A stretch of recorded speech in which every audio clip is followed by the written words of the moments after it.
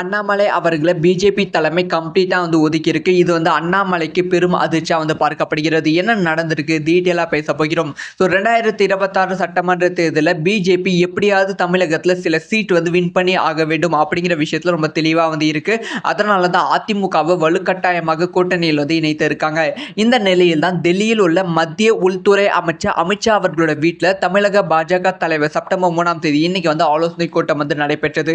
இந்த ஆலோசனை கூட்டத்தில் நயனா நாகேந்திரன், மூத்த தலைவர்களான பொன் ராதாகிருஷ்ணன், தமிழிசை சவுந்தரராஜன், எல் முருகன், எஸ் ராஜா, வானதி ஸ்ரீனிவாசன் இவங்கெல்லாம் கலந்துக்கிட்டாங்க. ஸோ மீட்டிங்ல நிறைய விஷயங்கள் பேசப்பட்டது.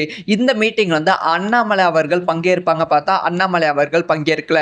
ஸோ ஃபர்ஸ்ட் அவங்க சொன்ன விஷயம் என்னன்னா, பூத் கமிட்டிகள் பிஜேபிக்கு ஸ்ட்ராங்காகவே இல்லை. ஸோ உங்களோட கோஷ்டி மாடல்கள் எல்லாமே எனக்கு தெரியும் அப்படி சொல்லி அமித்ஷா அவர்கள் சொல்லியிருக்காங்க.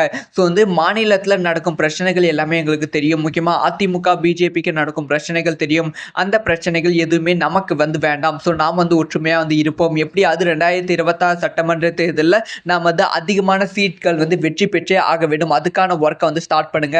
பூத் கமிட்டிகள் அமைங்க. 2024 நாடாளுமன்ற தேர்தலையும் 2021 சட்டமன்ற தேர்தலையும் பிஜேபி எந்தெந்த இடங்கள்ல ஸ்ட்ராங்கா இருந்துச்சோ அந்த இடத்துல இன்னுமே ஸ்ட்ராங் படுத்தி பிரச்சாரத்தை ஆரம்பிங்க அப்படிங்கிற விஷயத்த சொல்லியிருக்காங்க. முக்கியமா நயனா நாகேந்திரன் அவர்களோட தலைமையில் டிசம்பர் மாதம் பிரம்மாண்டமான பிரச்சாரம் நடைபெற போகிறது அப்படிங்கிற தகவலும் கிடைச்சிருக்கு.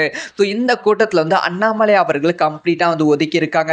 ஸோ இதுக்கான காரணம் என்ன அப்படின்னு பார்த்தீங்கன்னா, அண்ணாமலை அவர்கள் ஏற்கனவே பல புகார்கள் அடிபட்டு இருக்காங்க. தமிழகத்திலிருந்து பல புகார்கள் அண்ணாமலை மீது தலைமைக்கு விடுத்திருக்கு. ஸோ அதனால் அண்ணாமலை அவர்கள் கம்ப்ளீட்டா இந்த கூட்டத்தில் ஒதுக்கி இருக்காங்க. ஸோ அண்ணாமலை அவர்கள் தமிழக பிஜேபி கட்சியிலிருந்து நீக்குவதற்கான பிளானிங் தலைமை இருக்கிறது. முக்கியமா அண்ணாமலை அவர்களுக்கு வட மாநிலத்தில் தலைமை தேர்தல் அதிகாரி பொறுப்பு கொடுப்பதற்கான பேச்சுவார்த்தையும் போய்கொண்டு இருக்கு. என்ன நடக்க போகிறது அப்படிங்கிற விஷயத்த வெயிட் பண்ணி தான் பார்க்கணும். நீங்க சொல்லுங்க, அண்ணாமலை அவர்கள் தமிழக பிஜேபியில இருந்தால் நல்லா இருக்கும்.